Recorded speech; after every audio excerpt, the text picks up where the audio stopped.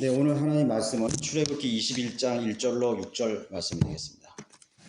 네, 이제 내가 그들 앞에 세울 명령들은 이러하니라. 내가 한 히브리 종을 사면 그가 6년간을 섬길 것이요 7년째는 아무 일도 하지 않아도 값없이 나갈 것이니라. 만일 그가 혼자 있으면 혼자 나갈 것이며 만일 그가 혼인하였으면 그의 아내도 그와 함께 나갈 것이니라.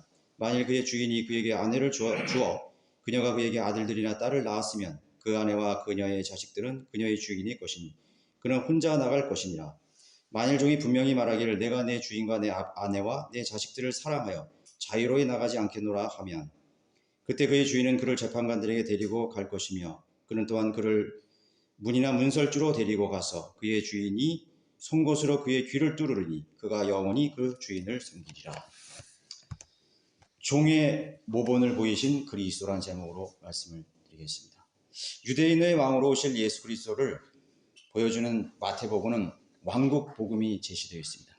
거기에는 예수 그리스도를 왕으로 오신 그 주님으로 그렇게 묘사하고 있습니다.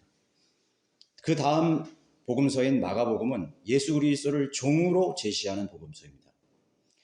그래서 왕국 복음에는 왕의 계보가 있죠.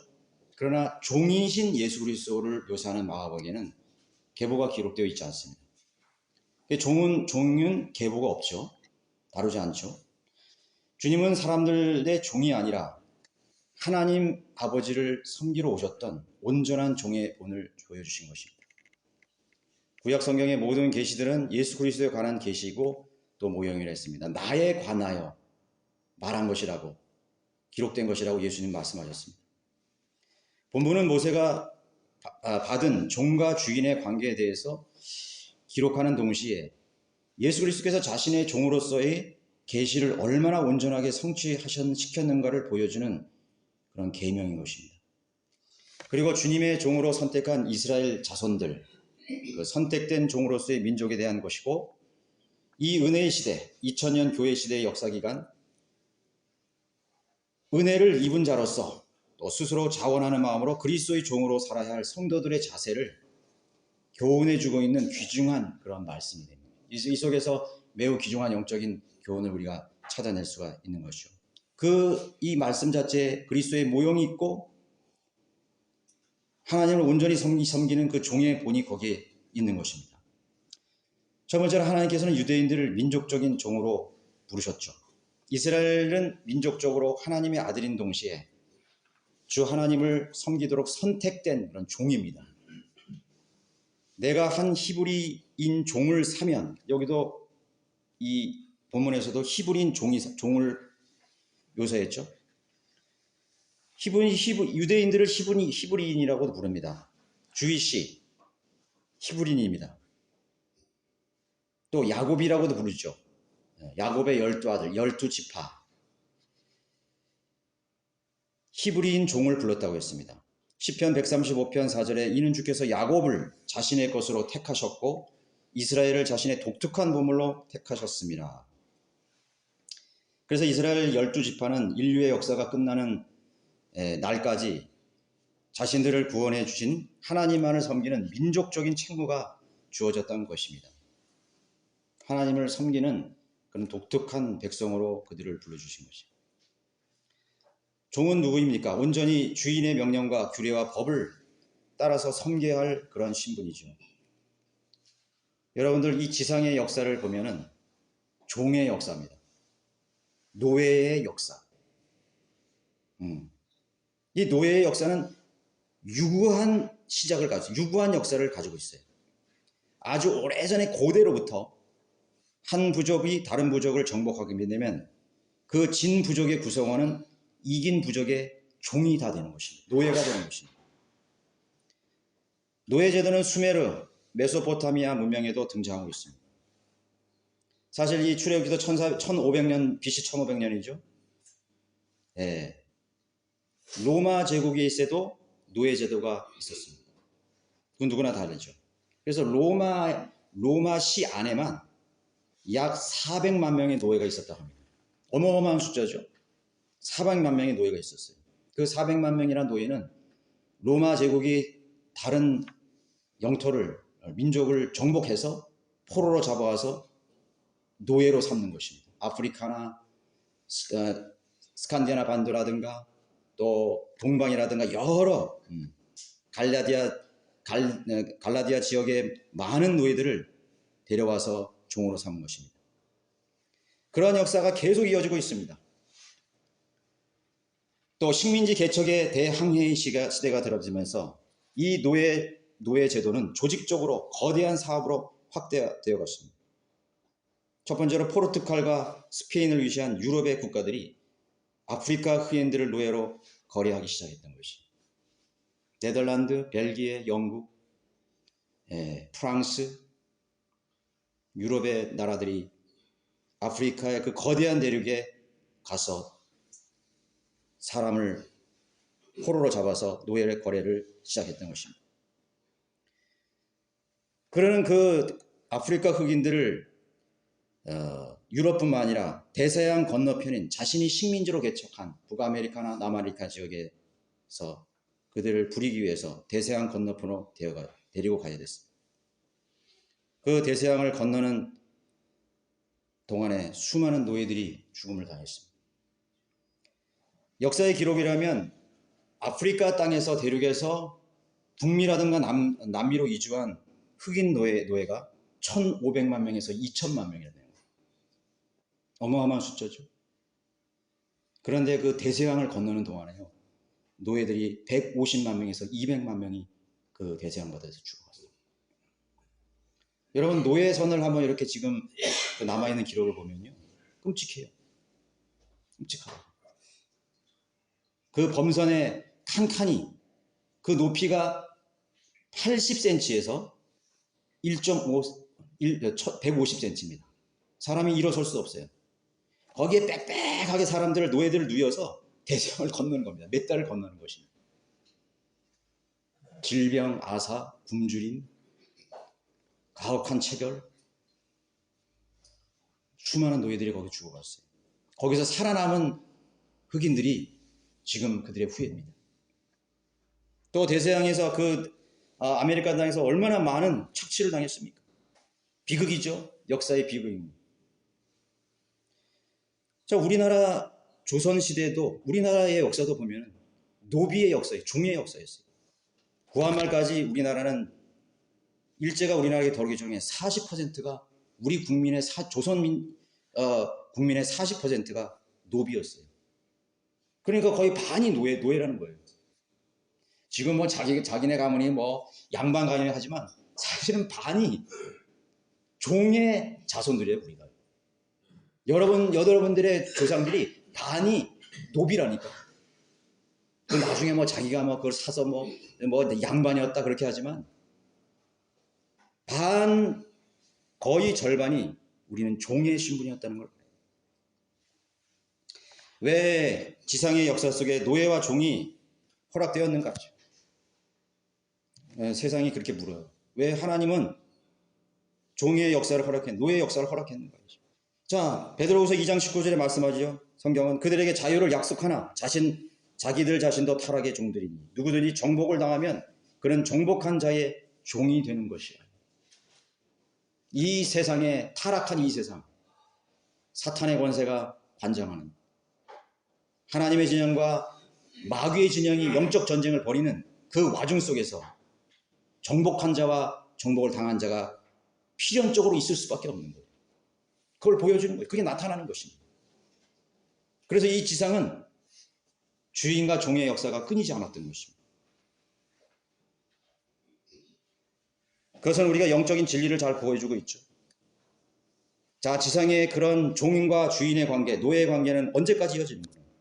예수 그리스도께서 이 땅에 다시 오시는 날 정복자와 피정복자의 관계는 끝나게 될 것입니다.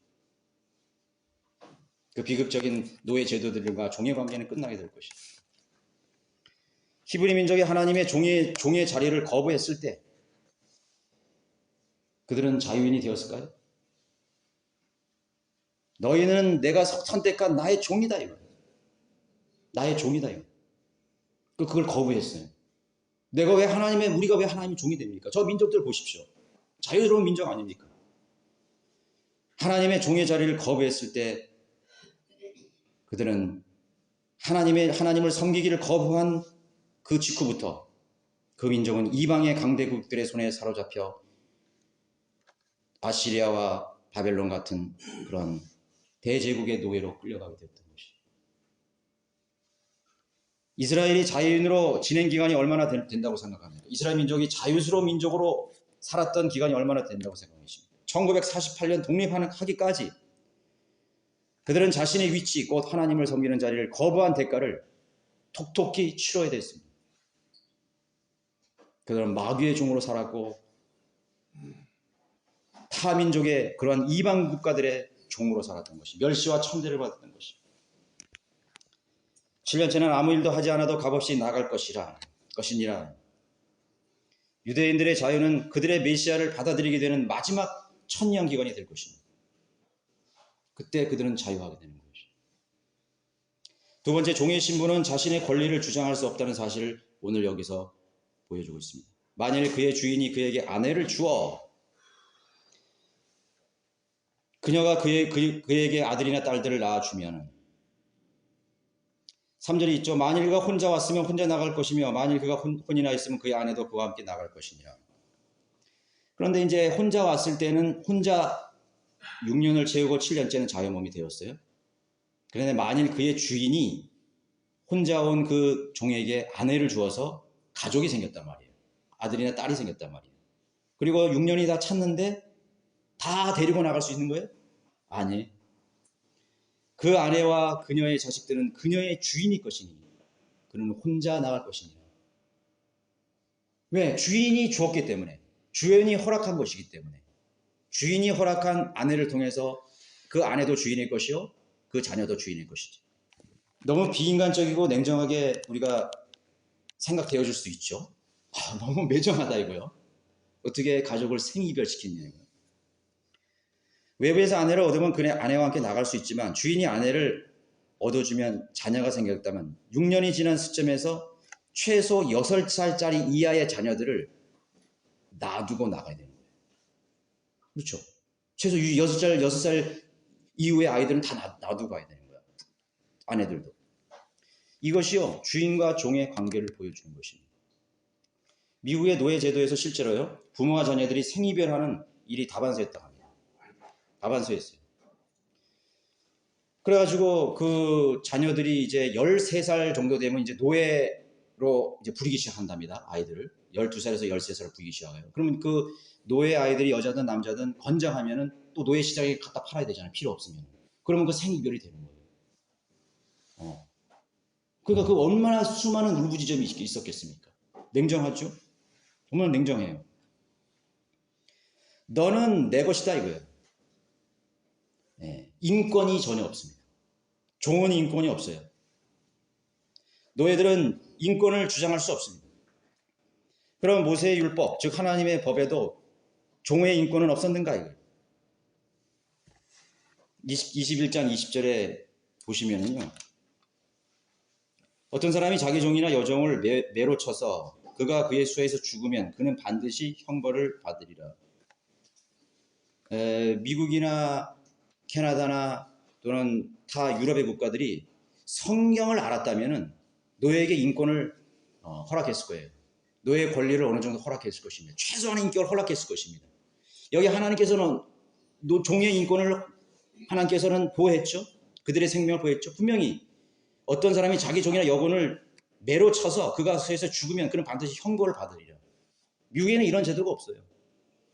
도망간 노예나 자기에게 순종하지 않은 노예를 매로 치거나 형벌을 줘서 죽으면 그건 끝이에요. 초지라고. 불구자가 그건 끝이에요. 그것이 하나님이 없는 주인과 종의 관계라고. 그러나 하나님께서는 종의 인권을 허락했죠. 그 가치를 허락했던 것입니다. 종의 위치는 주인의 뜻에 순종해야만 합니다. 왜냐하면 종은 주인의 소유이기 때문에 값을 주고 샀잖아요. 자신의 아내와 자녀들을 주인이 허락한 아내이며 자녀들인 것입니다. 주인이 허락한 자녀들이, 가족들이. 여러분, 하나님과 우리의 관계는 주인과 종입니다.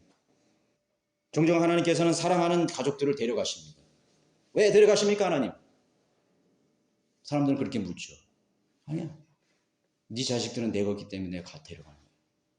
너 남편도 너 나이도 내 것이야. 그런 사람은 이 관계를 잊어버리는 것입니다. 왜 뺏어가십니까, 하나님? 그래서 사람들은 성경을 싫어해요. 성경을 싫어한다고. 요새 뭐 쿠데타가 일어나고 무슨 노조가 일어나고 반시위자가 일어나고 권력에 대항해서 많은 시련이 일어나죠. 성경에 벗어난 비성경적인 행동들. 우리나라는 황제 노조라고 그러잖아요. 황제 노조. 이제는 종들이 주인의 권리보다 더 커.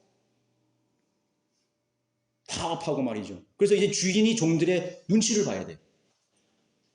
얼마나 많은 외국 기업들이 우리나라를 떠났습니까? 안 된다 이거예요. 그러면 그 나라는 망하는 것입니다. 주인과 종의 관계는 분명히 있습니다. 우리가 어떤 직장에 들어간다? 그러면 우리는 그 사람의 종이, 그 단체의 종이야. 그 조직의 종이 되는 거예요. 우리는 거기에 신실하고 마음을 다해야 돼요. 그것이 주인의 관계예요. 사람의 눈치를 보고 그렇게 하면 안 돼요. 자신의 아내와 자녀들은 주인이 허락한 아내이며 자녀들입니다. 주님의 신실한 종들에게서 아내나 남편이나 자녀들 중 누구를 데려가실 수 있습니다. 죽음의 신은 마귀이지만 결정은 하나님께서 하시는 것입니다. 그럼 혼자 나갈 것이냐? 혼자 나가라. 빈손으로 왔다면 빈손으로 가는 것이 하나님께서 정하신 원칙이에요. 하나님, 나 이거 다 가지고 가고 싶습니다. 내 재산과 명예와 성공과 내 모든 부를 다 가지고 가고 있습니다. 아니야, 이거 내 거였어. 너는 빈손으로 왔기 때문에 빈손으로 나가라. 그게 죽음이죠. 주인은 분명히 하나님이십니다. 하나님의 것이에요. 사실 모든 인류 개개인은 하나님의 종이나 다름이 없는 것입니다. 이 민족들도 다 하나님의 종입니다. 모든 인생들은 창조주 하나님의 종들입니다. 마귀의 종들도 결국 하나님의 손안에 있다는 사실을 깨우쳐야 되는 것입니다. 이북의 김정은 정권 하의 모든 인민들에게는 선택이나 결정권이 없죠. 없어요. 권리가 없어요. 아무것도 없어요. 기본권이 없어요. 그러면 자유로운 국가, 자유민주주의 국가들의 국민이 진정한 자유인일까요? 아니에요. 물질 문명의 노예, 또 다른 주인의 노예가 되버리는 거죠. 하나님의 종이를 거부하는 모든 민족들은 누군가에게 정복을 당해서 종이 되는 것입니다. 어떤 주인을 내가 섬기는 것이 너무나 중요한 것이에요. 물질 문명의 종들, 수많은 죄들의 그런 노예들로 사람들은 살아가고 있습니다. 수많은 나쁜 습관, 육신적인 습관 내에 종으로 살아가고 있습니다. TV의 노예, 휴대폰의 노예, 탐욕과 욕망의 종들로 그렇게 살아가고 있는 것이죠. 돈의 노예, 공부의 노예, 다양한 주인을 위해서 노예로 자처하고 살아가는 것이죠. 자유민주주의 국가의 사람들이 자유이냐? 이북에 사는 사람들이 얼마만큼 자살률이 있을까요? 난 한번 생각해 봤어요. 북한에 있는 이북의 우리 동포들이 자살률, 우리나라 젊은 사람들의 사망률의 50%가 자살입니다. 내가 그걸 필리핀 사람한테 뭐라고 물었더니 깜짝 놀라는 거예요. 왜 그러냐 이거죠. 우리나라 젊은이들은 직장의 노예, 돈의 노예, 부동산의 노예, 성공의 노예, 수만 가지 노예로 살기 때문에 자유스럽지 않다 이거예요. 그 사람들 이해가 안 가는 거예요. 보이지 않는 마귀가 만들어놓은 그물 속에서 오도 가도 못하는 노예로 살아가고 있는 것이. 너 혼자 그것이 종의 운명인 것입니다. 자, 세 번째는 사랑이 없는 자유는 자유가 될 수 없다는 걸 가르쳐주고 있습니다. 여기 보시면은 자, 여기 혼자 나가라 그랬죠? 매정하죠?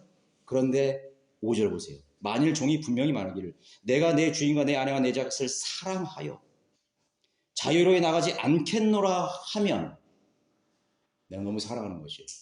내 주인이 준 아내를 사랑하고 주인이 허락한 자녀들을 그 자녀들을 허락한 주인의 은혜 속에서 살았던 그 종의 삶 속에서 내가 얻은 그 모든 사랑하는 가족 내가 사랑하게 되면 내가 자유로운 몸으로 나가지 않겠노라. 나는 여기서 종으로 남겠노라. 왜? 사랑하기 때문에. 내 아내와 자녀들을 사랑하기 때문에. 이북의 동포들이 천신만고 끝에 대한민국 땅으로 도착하죠. 삼국으로 쫙 돌아서 죽을 고비를 넘겨서 우리 하는 한국 땅에, 대한민국 땅에 정착합니다.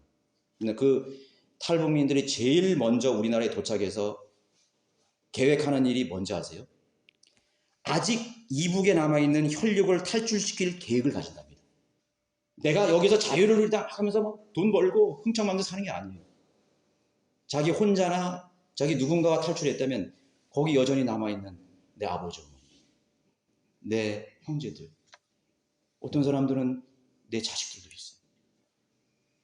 그 사람들을 내가 있는 이 대한민국 땅에, 이 자유로운 땅으로 다시 데리고 오기 위해서 이제 계획을 시작하는 거예요. 그것을 위해 돈을 벌고, 그것을 위해 계획하고, 그것을 위해서 누군가를 접촉하고, 온통 그 생각으로 그들은 이 대한민국 땅에 정착하면서부터 그것이 그 계획을 첫 번째로 한다고 합니다. 그렇겠죠. 어떻게 내 아버지 어머니를 이북에 남겨두고 나만 여기 와서 배부르고 먹고 자유롭게 살 수 있겠어요? 만약에 그것을 망각한 사람은 그 정신병자지. 인간의 기본적인 성향을 가진 사람이 내 자식을 거기에 남겨놓고 내 형, 내 누나 남겨놓고 어떻게 여기서 배부르게 자유롭게 웃으면서 살 수 있겠어요? 행복하지 않지. 그래서 그들은 그 이북에 남아있는 그 혈육을 다시 데려오기 위해서 이제 계획을 시작하는 것이. 그게 안 됐을 때 그들은 다시 이북으로 간답니다.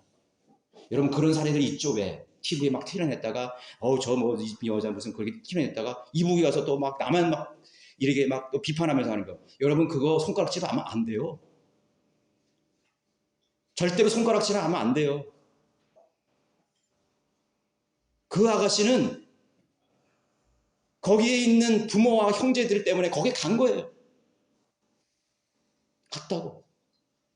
차마 내가 여기서 죽는 순간까지 살 수 없기 때문에 다시 간 거예요. 지금 보고가 안 돼서 그렇죠? 우리나라의 탈북민이 정착을 못하는 이유가 그 남은 가족들을 데려오지 못했기 때문에.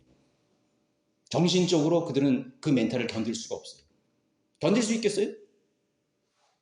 그래서 폐인이 되기도 하고 그 범죄자가 되기도 하고 그리고 결국은 다시 북한으로 가는 것이.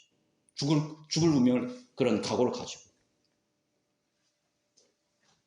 그것이 혈육이고 가족입니다.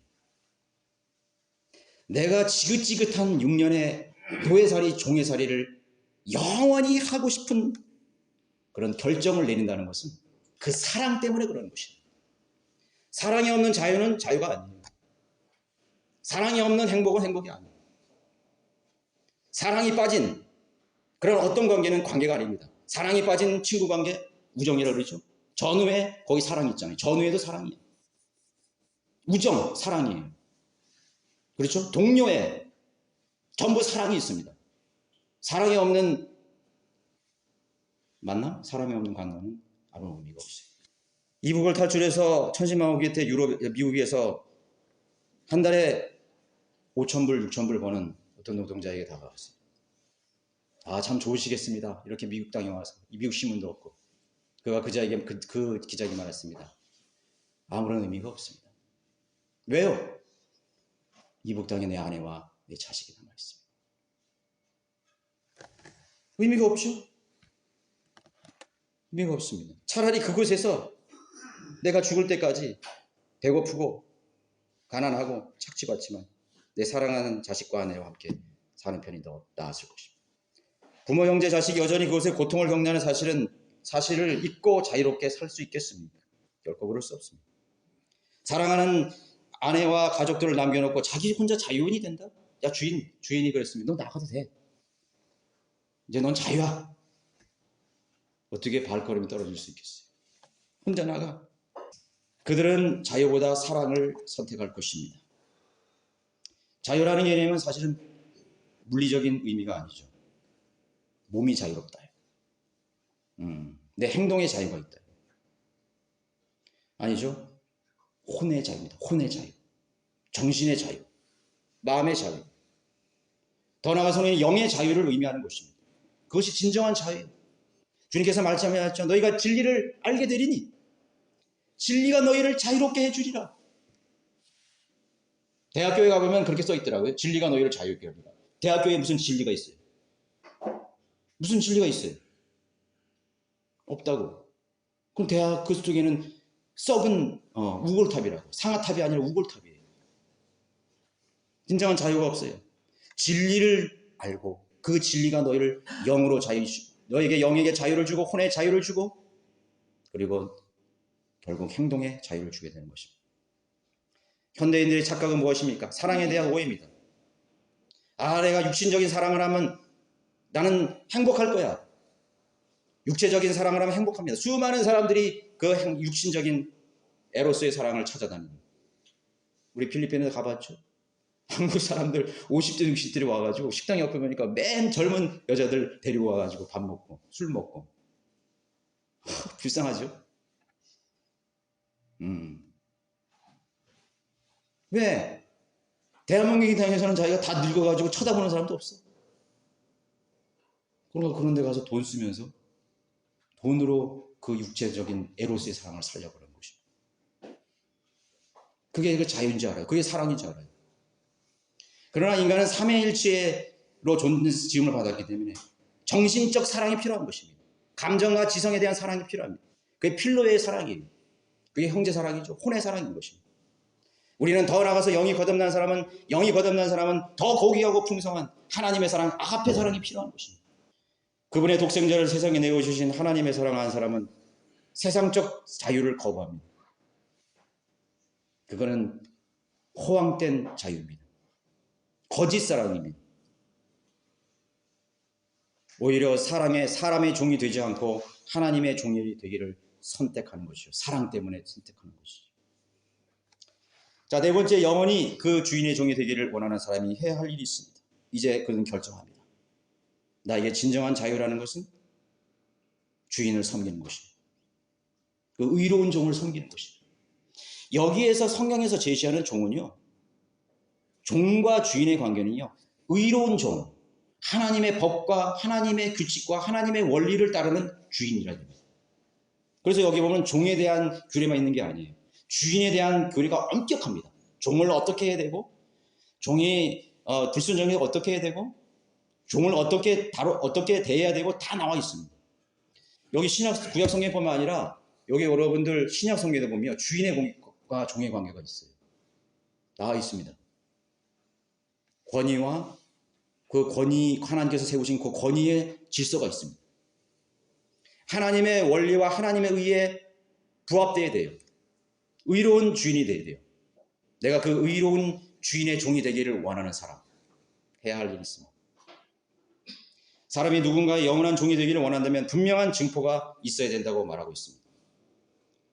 자신의 남은 생애와 이후의 영원한 미래까지 나는 당신의 종이 되기를 원한다는 증거, 송곳으로 그의 귀를 뚫는 것입니다. 여기 보시면 나와 있죠? 내 아내와 내 자식을 사랑하여 자유로이 나가지 않겠노라 하면 그때 그의 주인은 그를 재판관들에게 데리고 갈 것이며 그는 또한 그를 문이나 문설주로 데려가서 그의 주인이 송곳으로 그의 귀를 뚫으리니 그가 영원히 그 주인을 섬기리라. 옛날에 노예제들에게 제가 그 쿤타킨테 그 뿔이라는 영화가 있죠. 제가 어린 시절에 그 시리즈로 봤어요. 참 인상 깊게 저거 봤던 것 같아요. 초등학교 때. 그런데 저 기억나는 것은 그 주인을 딱 사오는 순간에 인두로 엉덩이나 등에서 지지더라고요. 막 지지더라고요. 그 뜨거운 인두로 지지는. 그럼 너는 내 것이다. 어디 도망을 가도 그 옷을 딱 벗겨보면 그 마크가 있죠. 그 마크가 딱 찍히면 누구의 어느 농장의 어느 주인의 그 주인이라는 걸 딱 밝히는 거예요. 그 증표가 있는 거예요. 그럼 너무 가혹하죠? 그것이 다 성경에서 온 것 같아요. 우리가 동물들이나 뭐 그런 가축들도 다 인두로 지지잖아요. 그 여기 보면은 송곳으로 그의 귀를 뚫는 것입니다. 송곳으로 귀를 구멍을 내는 거예요. 사실은 여기 이 귀라는 건요, 가장 어떻게 보면 신경이 그렇게 예민하지 않는 곳이에요. 그게 하나님께서 배려하신 거지. 이 율법에도. 무슨 손이나 뭐 이런데 무슨 뭐 다른데 이런데 하면 얼마나 그게 지금 그 말초신경이나 손가락 이런데 하면 얼마나 그거 고통스러워요. 그냥 귀는 물론 제가 그 뭐 경험 안 해봤지만은 하여튼 그래요. 그렇더라고. 귀는 귀는 그렇대요. 그 하참 그런 게 배려를 했죠. 송곳으로 그의 뒤를 뚫어서 그 문설 그 나무에 가서 송곳으로 뚫어서 구멍을 뚫니. 그러면 그는 영원히 그 주인을 가족들과 함께, 사랑하는 가족들과 함께 섬기는 것입니다. 섬기는 것이에요. 여러분, 앞서 우리 주님은 이 땅에 하늘 아버지의 종으로 오셨다고 했죠. 예수 그리스도는 종으로 오셨습니다. 그분은 3년 반의 시간, 아니 33세 반 동안, 34년 동안 하늘에 계신 아버지의 뜻대로만 사셨습니다. 한 번도 자기가 자기의 의지나 자기의 선택으로 이 땅에 사시지 않았어요. 그는 단 한 가지의 죄도 짓지 않으셨습니다. 단 한 가지 죄도 짓지 않았어요. 여튼 거리설교자가 마호메트가 그 무슬림 사람들이 와서 막 무슨 문청합니다. 예수님은 무슨 죄를 안 졌냐고. 마호메트는 엄청 많은 죄를 졌어요. 6살짜리 소녀를 50세 된 그 마호메트가 자기 부인으로 삼은 강제 결혼시킨 거죠. 수많은 그 미성년자를 자기 아내로 건드려요. 일부 다치를 거는 거예요. 얼마나 많은 죄를 졌어요. 그 대표적인 거예요. 거짓말하고. 코라는 자신의 교리를 관철시키기 위해서 하는 거짓말은 거짓말이 아니라고 가르칩니다. 계속 거짓말하는 거예요. 그 종교 자체가 거짓말. 그러면서 알라 하나님 찾는 거죠. 아브라함의 자손이라고 찾는 거예요. 비교도 되지 않아요. 공자는 얼마나 많은 죄를 졌습니까? 석가는 얼마나 많은 죄를 졌습니까? 셀 수가 없어요. 예수 그리스도는 유일한 의인으로 하나님을 섬겼습니다. 온전한 종의 생애를 살았습니다. 온전한 종의 생애를 살았습니다. 그런 그에게 한 번도 불순종이라는 게 없었습니다. 그분은 십자가에 죽기까지 낮아지신 종의 형체를 완전히 입으셨습니다. 그를 문이나 문설주로 데려갔어요. 순종해야 되죠. 주님은 십자가로 이끌려 갔습니다. 갓세마네 동산에서 아버지여 가능하시다면 이 잔을 내게서 옮길 수 있다면 옮겨주십시오. 아버지의 뜻대로 하겠습니다. 그렇게 간구했지만 아버지께서는 하나님 그에게 명하신 것입니다. 십자가로 가라.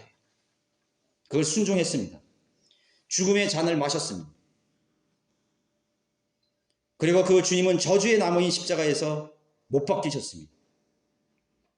본문의 종은 귀에 구멍이 생겼지만 우리 주님의 몸에는 몇 군데 송곳으로 박히셨습니다. 두 손에 구멍이 났습니다. 두 발에 구멍이 나셨습니다. 그리고 그의 가슴에 창으로 찔려서 커다란 홀이 생겼습니다. 거기로 물과 피를 다 흘리셨습니다. 왜 그랬을까요? 사랑 때문에. 첫 번째로 하나님 아버지를 사랑했습니다. 하나님 앞에 순종했습니다. 첫 번째 계명은 완벽하게 지키신 분입니다. 신명기 6장 5절에 너는 내 마음을 다하고 내 혼을 다하고 내 힘을 다하여 주 너의 하나님을 사랑할지니. 예수 그리스도께서는 종으로서 자신의 주인이신 아버지 하나님께, 하늘에 계신 하나님께 온전히 순종했습니다. 몸을 다하고 힘을 다하고 목숨을 다하여 하나님을 사랑했던 그 첫 번째 계명을 실행하십니다. 이 계명을 온전히 지키신 분 예수 그리스도이십니다. 그분은 온전한 종이었어요. 마태복음 22장 39절에 둘째는 이와 같으니 내 이웃을 내 자신과 같이 사랑하라. 이 계명을 온전히 이루신 분. 내 이웃을 내 몸과 같이 온전히 사랑하신 분. 예수님은 불쌍한 사람들을 그냥 간과하지 않았습니다. 예수님은 절대로 불쌍한 사람의 외침을 외면하지 않았습니다. 귀를 닫지 않았습니다. 도와달라는 그 절규 앞에 주님은 멈춰섰습니다. 다윗의 자손이여 나를 불쌍히 여기소서. 그 말에 주님은 귀를 닫지 않았습니다. 수많은 인파가 그를 예워싸도 혈류병 난자들이 그 마지막 기회, 마지막 찬스를 위해서 그의 옷자락을 잠겼을 때 그것을 감지하셨습니다. 주님은 온전한 동정심, 온전한 사랑, 온전한 긍휼, 온전히 이웃을 사랑하는, 내 자신보다 그 이웃을 더 사랑하는 그 사랑의 계명을 온전히 이루신 분, 그 예수 그리스도였습니다. 그래서 예수 그리스도는 기꺼이 자신의 몸을 송곳으로 받기 위해서 그 나무에 달리셨던 것입니다. 그가 영원히 그 주인을 섬기리라. 주님은 그렇게 해서 온전한 영원한 종의 본을 우리에게 보여주신 것입니다. 주 하나님께서 모세에게 이 계명을 주시면서 미래의 인류를 구원할 종으로서 보내실 독생자를 염두하셨을 것입니다. 모든 하나님께서 인류를 처음부터 아담으로부터 세는 하나님의 종들은 다 실패했습니다. 모두 실패했습니다. 그러나 유일하게 온전한 종의 본을 보여줄 그 예수 그리스도를 염두에 두셨을 것입니다. 예수 그리스도께서는 자신의 신부인 교회를 사랑하셔서 자신의 생명을 주셨습니다.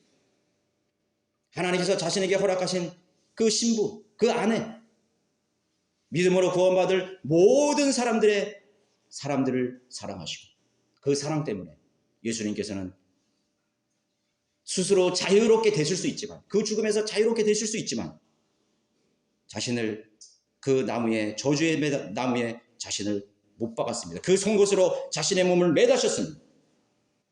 그리고 온 율법을 다 이루셨습니다.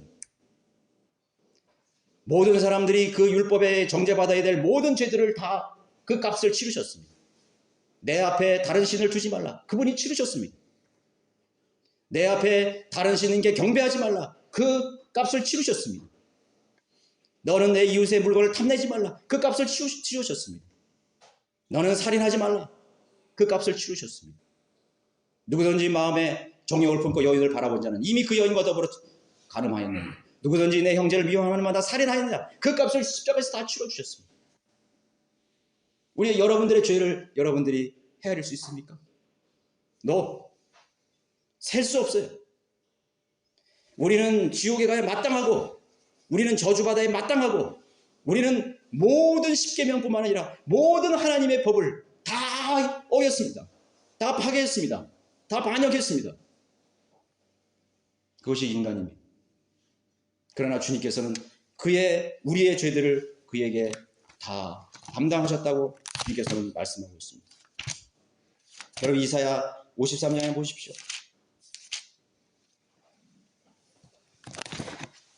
우리가 전한 것을 누가 믿었으며 주의 팔이 누구에게 나타났느냐. 이는 그가 그 앞에서 연한 싹 같고 마른 땅에서 나온 뿌리같이 자랄 것이며 그는 모양도 우아함도 없으시니 우리가 볼 때 그를 흠모할 아름다움도 없습니다. 종의 형체를 입으셨죠. 왜 그렇게 했습니까? 그는 사람들에게서 멸시받고 거부되었습니다. 슬픔의 사람이요 질구에 익숙한 사람이라. 우리가 우리의 얼굴을 그로부터 숨긴 것 같이 그는 멸시받았고 우리는 그를 존중하지 아니하였도다. 실로 그가 우리의 질고를 지고 우리의 슬픔을 지었는데도 우리는 그가 형벌을 받아 하나님께 맞으며 고난당한 줄로 생각하였느니라. 아니요, 우리를 사랑하셨기 때문에. 그러나 그는 우리의 허물로 인해 상처를 입었고 그는 우리의 죄악으로 인하여 상하였도다. 우리의 화평을 위해 징계가 그에게 내려졌고 그가 맞은 채찍으로 우리가 치유되었도다. 온전한 종의 본을 보이신 것입니다. 모든 인류가 어긴 하나님의 법을 모든 인류가 담당해야 될 죄값을 다 치러주셨습니다. 믿음으로 하나님을, 그 예수 그리스도를 받아들인 자는 하나님의 자녀가, 하나님의 아들들이 되는 권세를 주시겠다고 말씀하셨습니다. 주님께서는 그 휘장을 다 뜯으시고 산 길을 열어놓으셨습니다. 죄인들이 살 길을 놀아주셨어요. 그분의 가족이 될 수 있는 길을 열어주셨습니다.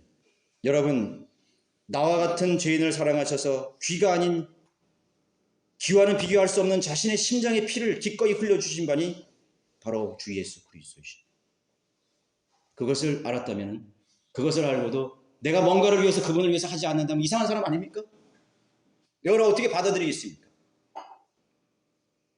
여러분들이 영원히 갚을 수 없는 그런 죄의 값을 그분이 다 치러주셨다면, 그것을 안다면 그분을 위해서 뭔가를 하지 않는 것이 이상한 거 아닙니까? 자, 결론적으로 우리 모두는 사랑의 종이 되어야 됩니다. 사랑의 종이 되어야 됩니다. 여러분 지금 누구의 종으로 살고 있죠? 나는 종이 아니야. 난 자유롭게 살고 있어. 그건 착각입니다.